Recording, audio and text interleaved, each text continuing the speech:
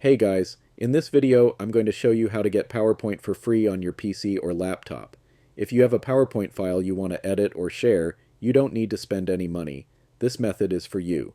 But first, make sure to hit that subscribe button down below. It really helps me out. Thanks. Now let's get started. Open up a web browser. This can be Chrome, Edge, Firefox, or whichever one you prefer. In the search bar, type Microsoft 365 and go to the official Microsoft website. Once you're there, sign in with your Microsoft account. If you don't already have one, you can create it for free. After logging in, you'll see PowerPoint listed among the available apps. Just click on it, and the web version of PowerPoint will open right in your browser. From here, you can create a new presentation or upload and edit an existing file directly on your PC or laptop.